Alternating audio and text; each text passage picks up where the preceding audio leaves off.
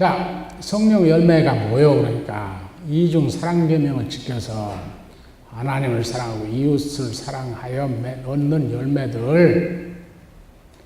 그 어떻게 이중 사랑 계명을 할 수 있어? 성령의 깨우쳐 주심, 인도하신 힘 주심 아니면 어떻게 해?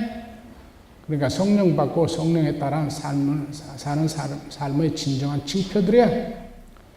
그러니까 칭의의 징표들, 성화의 징표들이 똑같아요. 성령의 역사에 대한 샤머니즘적 이해와 대적, 성령 역사에 대한 신비주의적 미신화하는 성령 역사를 빙자하여 도리어 불의하고 더럽고 부끄러운 삶을 조장하는 풍조를 낳는 경향이 있어요. 이게 그래서 이 산상순 끝에 마태복음 7장에 뭐라 그래요? 예수께서 경고하죠. 네? 성령의 영감을 빙자해서 주의 이름으로 선지자 노릇도 하고 뭐 귀신도 쫓고 병자도 고치다 하는데 근데 악행을 저질러. 그래서 뭐라고? 나무를 보고 열매를 보고 나무를 하는데 그런 악행이 열매 맺는 놈들 예수님이 뭐라고 그래요? 내가 너희를 도무지 모른다고 쫓아내버린다고. 거짓 선지자들. 요새 말로 하면 성경의 거짓 선지자는 요새 말로 하면 이단자들이란 말이지. 이단자들. 자, 마지막 강의. 성화를 위한 바울의 윤리적 가르침.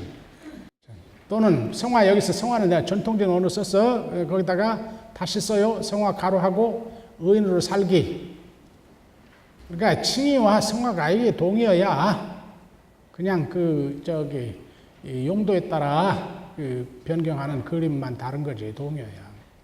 그러니까 의인으로 살기. 칭의의 현재적 칭의를 위한 성화하고 가로하고 현재적 칭의를 위한 그러든지 여러분들 바울의 윤리적 가르침. 여기서 내가 살펴보려는 게 한 두 가지예요. 하나는 제가 데살로니가전서 주석을 쓰다 보니까 5장 12절에서 24절 거기에 여러분들 잘 아는 항상 기뻐하라, 범사에 쉬지 말고 기도하라, 범사에 감사하라 이렇게 단문장식으로 나오는 권면들 있지. 이건 어떤 주석가는 기관총식 권면, 따따따따따 기관총식 권면이라고 그래. 단문장식. 그런데 놀랍게 이게 빌립보서 4장 2절 9절에 있는 권면들과 똑같아. 분석하니까 거기 내가 짝을 지어놨잖아요. 항상 기뻐하라. 빌립보서 4장에서도 주 안에서 항상 기뻐하라. 네? 데살로니가전서 5장 17절 쉬지 말고 기도하라. 빌립보서 4장 6절 모든 것에 기도와 청원 기도로 너희들의 아를 것을 하나님께 알려라. 데살로니가서 5장 18절 범사에 감사하라. 빌립보서 4장 이 범사에 기도하되 그리고 청원 기도하되 무엇을 하라? 4장 6절 감사함으로 하라요. 감사. 그리고 어떻게 해라? 데살로니가전서 5장 14절 15절 이 모든 사람에게 오래 참으라. 관용하라. 빌립보 4장 5절 모든 사람에게 너희 관용을 알게 하라.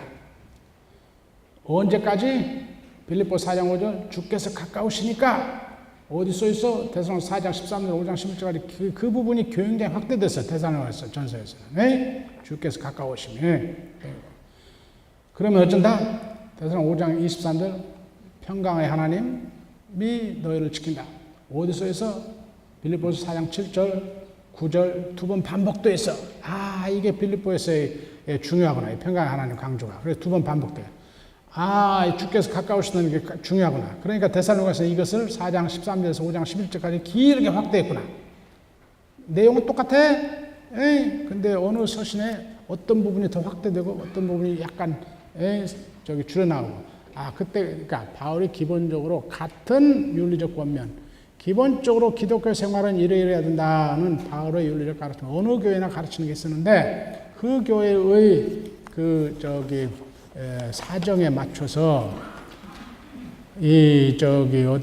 어디는 데살로니가 교회에서는 이 주의 종말에 대해서 불안해하니까 그것에 대해서 길게 가르쳐. 빌립보서는 지금 외압에 핍박도 있는데 내분이 있어가지고 평화가 중요해. 그래서 평화에 대한 강조. 한마음 되는 것을 강조하고 있구나. 그래서 데살로니가전서 5장 15절에 악을 악으로 갚지 말고 모든 사람에게 선을 베풀라. 이게 빌립보서 4장 8절 9절에서 더 확대되어 나타나. 똑같은 게. 네.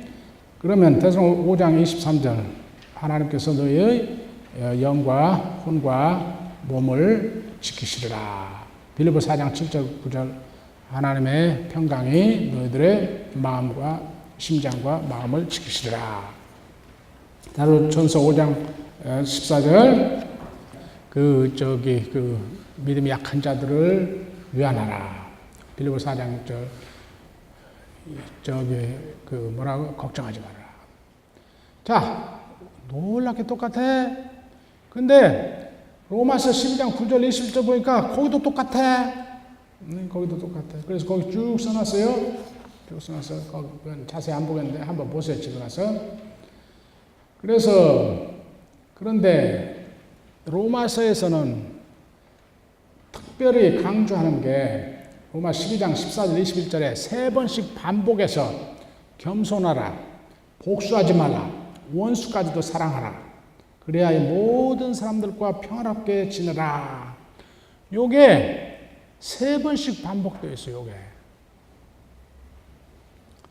그리고 이 가르침을 특별히 로마 정부, 정권에 적용한 것이 그 유명한 로마서 13장 1절에서 7절까지예요.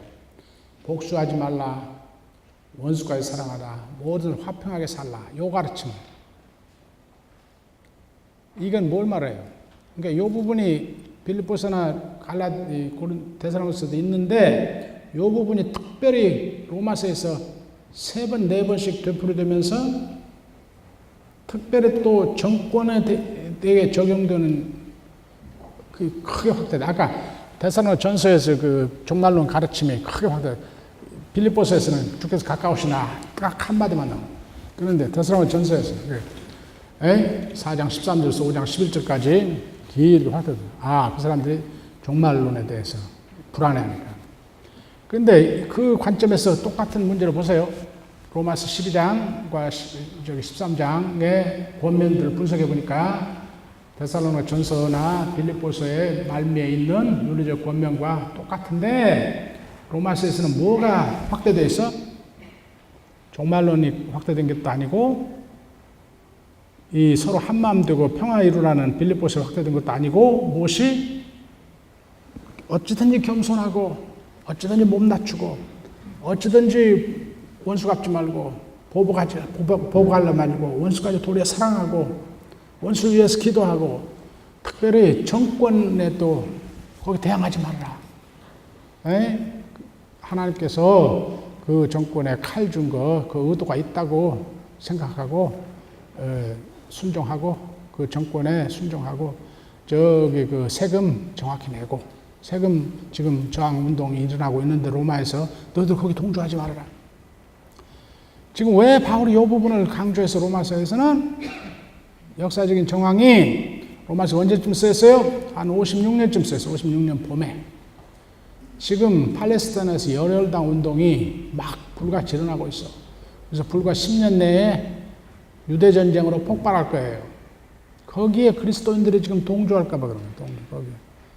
그래서 근데 거기에 또 로마에서 이 세금에 대한 저항이 이 혹독한 세리들의 가혹한 징세 정책. 내가 그리스도와 가이사에서 다 썼어요. 한번 자세히 읽어보세요. 그러니까 이 세금 저항하고 정권의 이 열혈당식으로 저항을 해서 할까봐 바울이 지금 절대로 너희들 지금 이 이제 콩만하게 시작하는 교회가 로마 정부와 대항해 싸우다가 완전히 멸절될 것을 걱정해서 지금 바울이 그 부분을 굉장히 확대하는 거예요. 자, 그래서 이 가르침을 로마의 통치자들에 대한 태도에 적용한다. 그리고 나서 로마 13장 8절 10절에 이 주제에 대한 가르침을 확대하여 강조하고 적용한 후에 이웃사랑의 주제를 다룬다. 사랑의 계명에 대한 가르침으로 절정을 이루어요. 그래서 예수의 가르침을 반영하여 예수의 이중 사랑 계명을 반영하여 이웃사랑의 계명을 지킴이 율법을 완성함이라 결론한다. 로마 13장 11절 14절. 그리고 나서야 주의 임박한 재림에 대한 가르침을 상기시켜. 밤이 깊었고 어떻게? 그래서 이제 종말이 가까웠다 그래요. 네? 그러면서 은혜로 믿음으로 의인된 신자들은 이 세상의 악과 음행의 풍조를 따르지 말고 그리스도를 덧입어, 이때는 덧입어야, 덕입어가 아니고 이때는 덧입어야요. 의로운 삶을 하여야 함을 가르침으로써 즉 의인으로서의 삶에 대한 가르침 전체의 요약이요 논지인 12장 1절 2절과 숨이 쌍관을 이루는 권면을 함으로써 윤리장의 제1부 12장 13장을 마친다. 그리고 14, 15장은 윤리장의 제2부로서 모든 사람들하고 화평하게 지내는 삶을 교회 내 어떤 이슈에 대해 이견을 가지고 대립하는 경우에 적용을 해요. 여기서는 음식 가림과 절기 지킴에 대해서, 그러니까 여기 모든 사람 화평하게 살라 이걸 계속 되풀이했다고. 근데 앞에 13장에서는 누구에게 적용해서? 정권 잡은 자들에게 대한 적용해서. 근데 이제 14장, 15장에서는 교회 내 음식, 어떤 음식, 고기를 먹어도 되냐, 안 먹냐, 그리고 어떤 절기를 지켜야 되냐, 안 되냐, 그거 가지고 대립하는 약한 자들과 강한 자들, 너희들이 서로 화평하게 살려면 어떻게 해야 되냐? 서로 양보하고, 서로 입장을 배려하고, 이렇게 해야 된다. 거기에 적용을 해요. 자, 그래서 바울의 이 기본적으로 의인으로서의 삶에 대한 가르침을 가지고 모든 교회들에 함께 가르쳤음. 그러나 그때그때 그 청중들의 필요에 따라 이 부분을 확대하기도 하고 저 부분을 확대하기도 하고 이렇게 우리에게 큰 교훈을 준다 그 말이에요. 지금 현재 의인으로 살기, 거룩한 하나님의 백성 살기에.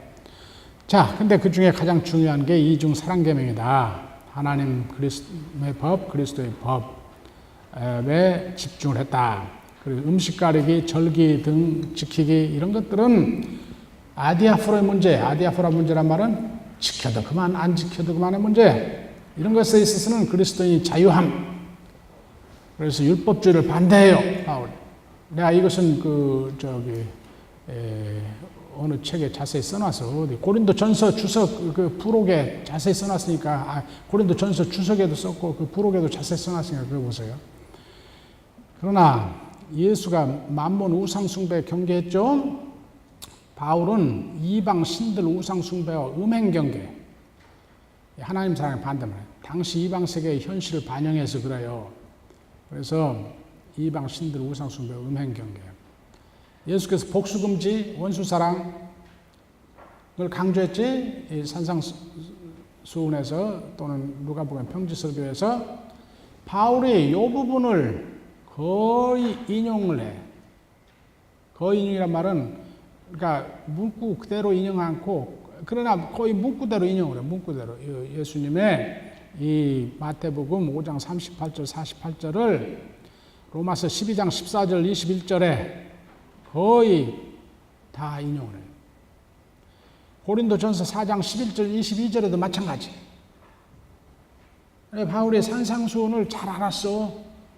다시 말해 산상수훈을 잘한 게 아니라 산상수훈은 바울보다 훨씬 늦게 모아져서 쓴 건데 산상수훈에 모아진 예수님의 가르침을 잘 알았어요.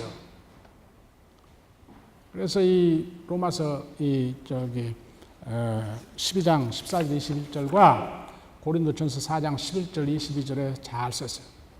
우리가 바울의 칭의론은 어떻게 이해해야 된다고? 예수님의 하나님 나라의 복음의 관점에서 이해해야 된다고. 그게 우리 오늘 어제 오늘 강의의 큰 논지지. 큰 논지. 그래야 칭의론이 구원파식 칭의론으로 전락하지 않고 올바로 이해된다고. 기억나십니까? 칭의가 뭐예요? 주권의 전이라 주권의 사단 나라에서 하나님 나라로 옮겨짐. 네? 바울이 불투만식으로 겨우 율법 안 지키고 은혜로만 구원받는다는 것에 그것으로만 하나님의 나라의 복음과 일치하는 복음 가르친 거예요? 그게 아니고 보다 더 구조적으로 똑같은 거. 그걸 어제부터 계속 보여준 거지. 그러니까 그건 뭘 전제? 바울이 예수의 하나님 나라 복음을 잘 알았다 소리야. 잘 알았다 소리. 근데 뭘로도 증거돼? 그 하나님 나라 복음과 함께 가는 산상설교, 하나님 나라의 법, 하나님 나라의 산상수훈이 하나님 나라의 법. 그걸 바울이 직접 인용해. 여기 두 곳이나 로마서 12장 14절 21절, 고린도전 4장 11절 22절. 네? 바울 편지를 피상적으로 보면은 예수님 말씀 도무지 인용하는 것 같지도 않아. 알지도 않을 것 같지도 않은데 자세히 보면은 놀랍게 바울의 칭의 복음과 예수님의 하나님 나라 복음 일치해요. 근데 윤리적 가르침도 놀랍게 일치해. 사랑의 이중계명에 집중하는 거예요. 그걸 그리스도의 법이라고 해요. 왜? 하나님 나라의 법이 하나님 나라. 근데 여기서 특별히 바울이 중요시한 게 저기 마가복음 10장 45절 말씀이야. 네, 놀랐어 이걸 보고. 이 마가복음 10장 45절, 인자가 온 것은 섬김을 받으려 아니고 섬기려, 그리고 자기 목숨을 많은 사람들을 위해서 대속물로 죽였다는 이 놀라운 예수님 말씀을 바울이 특히 귀히 여긴 예수의 말씀이다. 바울은 이 말씀을 여러 곳들에서 반영한다. 기독론적인 사용, 로마서 8장 31, 34절, 갈라디아서 1장 4절, 2장 20절, 골로새 3장 13절, 14절, 디모데전서 2장 6절, 디도서 2장 13절, 14절. 근데 디도서는 내가 왜 비교하라 또는 참조하라 하냐면 이런 걸 소위 후기 바울 서신이라고 하니까. 그러나 바울 신학 유산이니까 그것도 중요해. 거기도 저기 마가복음 10장 45절에 거기 반영되어 있어. 근데 이 말씀을 기독론적으로만 사용하잖아요. 윤리적 모범을 위한 사용. 고린도전서 9장 19절, 10장 33절, 10장 33절은 고린도전서 10장 33절은 봐요. 먹든지 마시든지 하나님의 영광을 위해서 하라. 그게 뭐예요? 사랑의 이중계명의 첫 계명. 이 음식을 먹는가 안 먹는가 판정도 모세의 근거에서 하라. 사랑의 이중계명의 근거. 첫째, 이게 하나님 영광 돌리나 안 돌리나. 이게 하나님 사랑하는 길이냐, 이거 먹는 게 하나님 사랑하는 길이냐 아니냐. 먹든지 마시든지 먹을까 마실까 이런 문제도 모세 근거에서 판정하라. 이중 사랑계명. 첫째, 하나님 영광, 하나님 사랑, 관점. 둘째, 교회나 유대인들에게나 이방인들에게나 교회나 걸림돌 두지 말아라. 걸림돌 두지 말아라. 반면에 그들 모두에게 유익을 끼치는 일을 하라. 이웃사랑. 이웃에 해가 되는 일 하지 말아라. 도리어 이웃에 유익한 일. 자기 이익을 구하지 말고 많은 사람들의 이익을 위해서 구하라. 거기 저기 10장 33절 누가 큰 소리 한번 읽어보세요. 그 10장 33절 한번 큰 소리 읽어봐요. 나와 같이 모든 때 모든 사람을 위하여 자신의 유익을 구하지 아니하고 많은 사람의 유익을 구하여 그들로 구원을 받게 하라. 예, 그 말을 지금 읽은 그 말, 나와 같이 나의 자기 유익을 구치 말고 많은 사람들의 유익을 구하고, 그래서 많은 사람들 섬겨서 그들로 하여금 구원을 얻게 하라. 그 말을 한 10번 읽으세요. 10번 읽어. 그러면서 예수님의 무슨 말씀이 떠오르는가 한번 생각해봐요. 무슨 말씀 떠올라? 마가복음 10장 45절, 인자가 자기 목숨을 자기 섬김받으라는 거야. 섬기러 와서, 많은 사람들 섬기러 와서, 거기 많은 사람들, 네? 자기 일 구치 않고 많은 사람들이 이익을 구하고, 자기 목숨을 많은 사람들 위해서 대속물을 줘서 많은 사람들을 유익을 구하고 많은 사람들이 구원을 얻게 하고. 그 말 끝에, 그러니까 먹는 문제, 마시는 문제, 이런 모든 도덕적인 윤리적 판단의 문제는 무엇에 근거해서 하라? 이중 사랑의 계명에 근거해서 하라. 하나님 영광, 그 다음에 이웃의 해코지 되는 게, 해가 되는 게 아니고 이거 유월 거는 거 아니고. 근데 내가 그렇게 하니까 너희도 나를 본받으세요. 그런데 내가 그렇게 하는 것은 누구 본받기 때문에 33절 바로 뒷절이 뭐요? 11장 1절에 그리스도를 본받으라. 내가 그리스도를 본받듯이 너희도 그리스도를 본받으라. 그리스도에 뭘 본받으라 써요? 마가복음 10장 45절 자기 유익을 구하지 않고 섬김을 받으려 하지 않고 섬기려 자기 목숨을 많은 사람들을 구원하기 위해서 대속의 제사로 내준 그 그리스도를 본받으라. 내가 본받으니까 너희는 나를 본받으라. 나를 본받음으로 그 그리스도를 본받으라. 놀라. 내가 놀랐어요. 이 대상을 쓰다 보니까 이 마가복음 10장 45절에 그리스도의 말씀을 예수의 말씀을 바울이 얼마나 많이 인용한지 몰라요. 근데 기독론적으로만 쓰는 게 아니고 윤리적 모범으로도 데살로니가서 2장 6절에서 9절까지도 마찬가지. 거기 자세히 보면요, 자기가 사도로서 권위를 주장할 수도 있고 너희들이 나를 섬기도록 할 수 있으나 내가 그러지 않았다. 인자가 섬김을 받으라 해라 섬김하러 왔다 라는 말을 거기 쓰는 거예요. 거기에 너희들의 유익을 위해서. 그래서 거기도 자세히 보면은 마가복음 10장 45절 말씀. 그래서 그리스도를 본받음, 자기 생으로 이웃을 섬기서 그러한 마가복음 10장 45절에 말씀하시고 그것을 실행으로 십자가에 자기 몸을 대속물로 내어주신 그리스도를 본받음. 이미타티오 크리스티. 이게 의인의 삶의 이게 뭐예요? 이게 의인의 삶의 요체야. 이게 옛날 구원의 서정 언어로 말하는 성화의 요체. 성화의 요체가 뭐예요? 그리스도를 본받음. 그걸 예수의 언어로 말하면 나를 따름, 제자도. 제자도라는 게 뭐예요? 예수를 따라가는 거예요, 따라가는 거. 바울의 언어로 말하면 그리스도를 본받음. 예수의 언어로 말하면 제자가 된, 나를 따르는 자.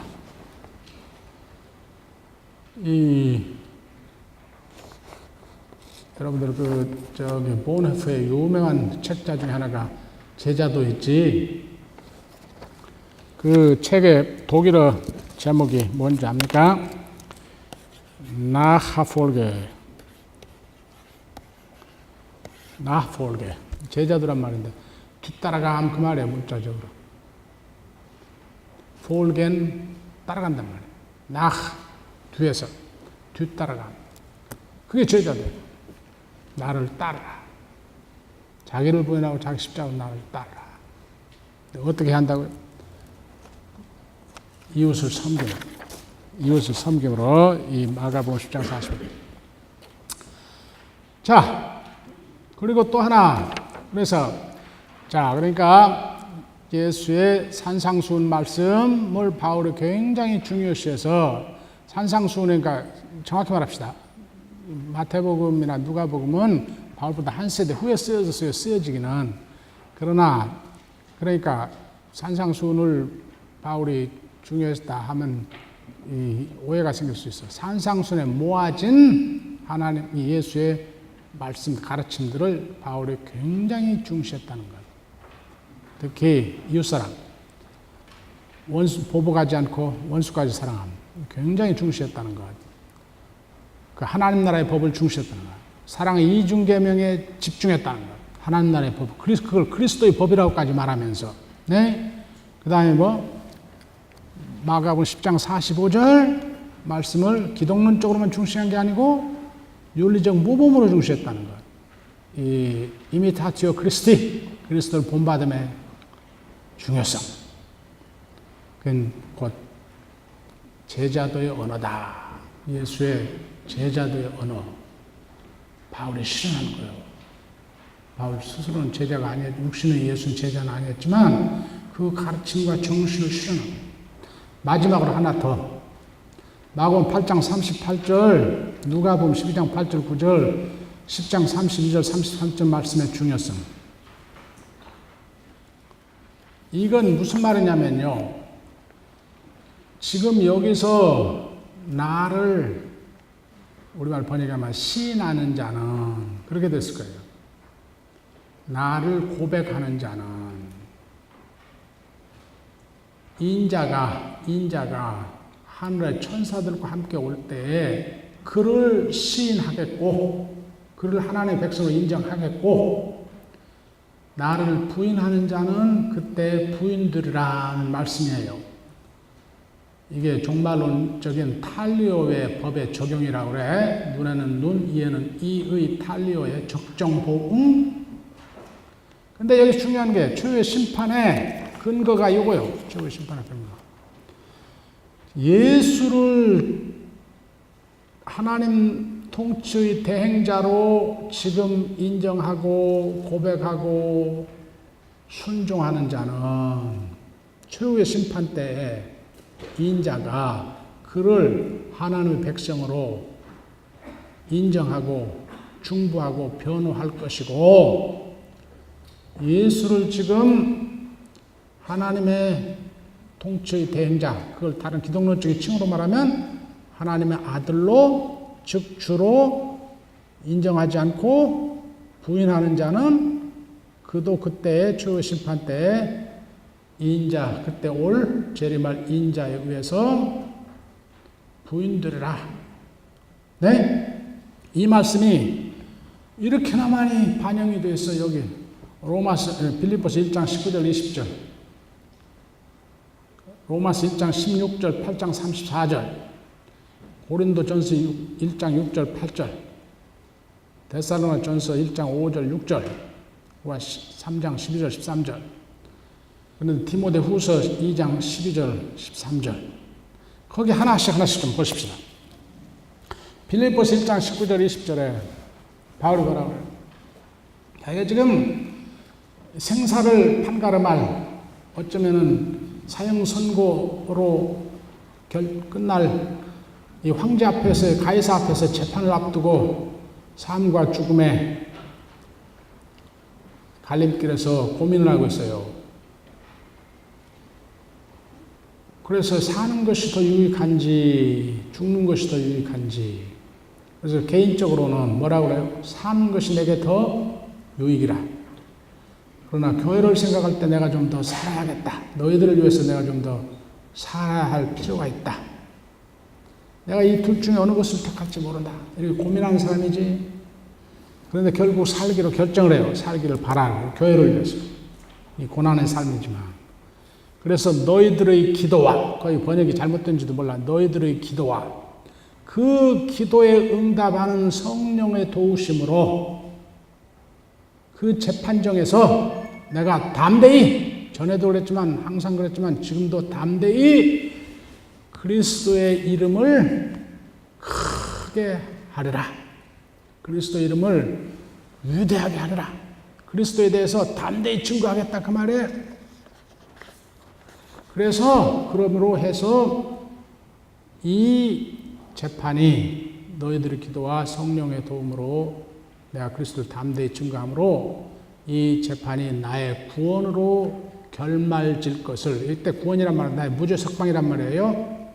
나의 무죄 석방으로 결말질 것을 내가 확신한다, 그 말이에요.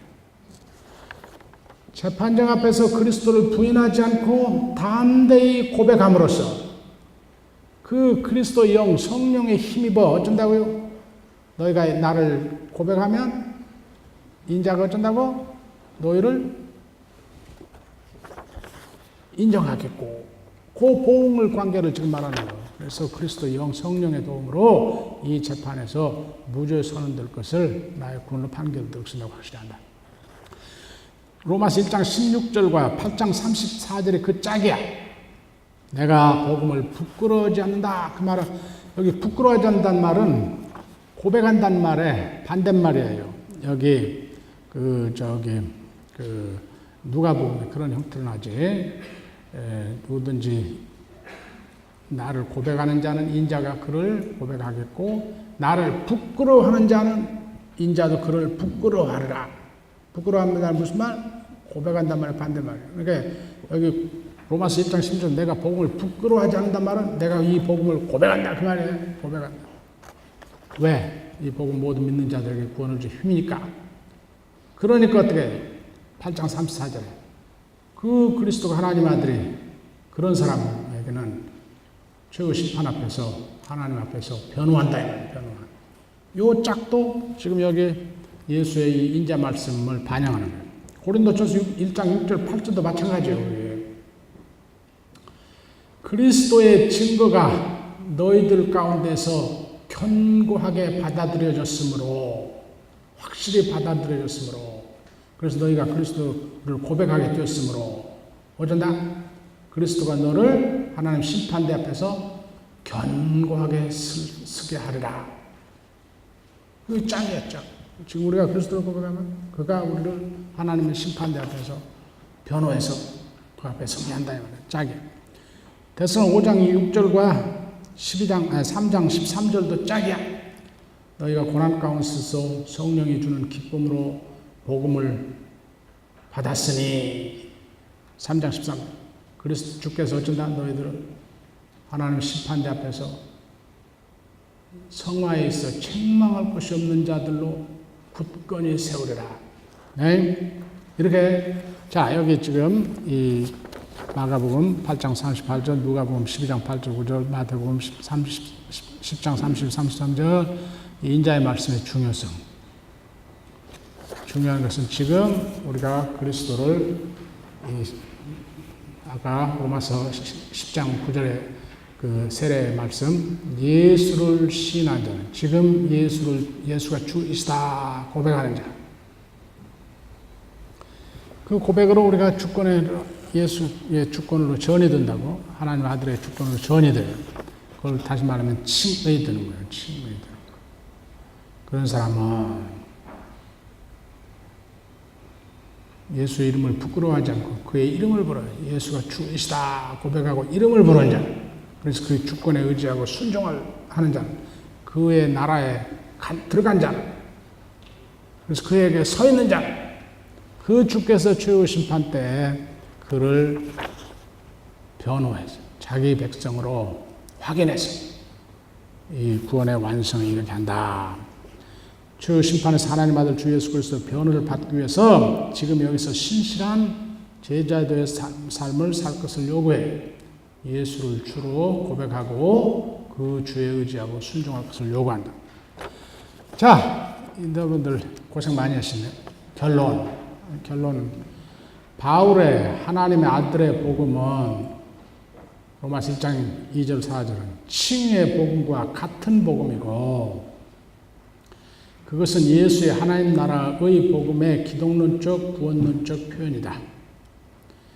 칭의를 근본적으로, 그러니까 하나님의 나라 또는 하나님의 아들의 나라로 이전된 주권의 전의 관점에서 이해해야 하고, 하나님 나라로 들어감, 곧 하나님 백성 되기, 하나님 나라 안에 서 있음, 하나님의 통치를 받으며 살기, 하나님 나라의 완성에 참여하기, 영성을 얻기의 구도로 이해해야 한다. 전통신학에서 말하는 성화는 칭이 된 자들, 의인된 자들이 하나님의 아들 주 예수 그리스도 주권에 순종해서 사는 것, 즉 제자들의 삶의 관점에서 이해해야 한다. 성화를 칭의와 분리할 수 없는 것이다.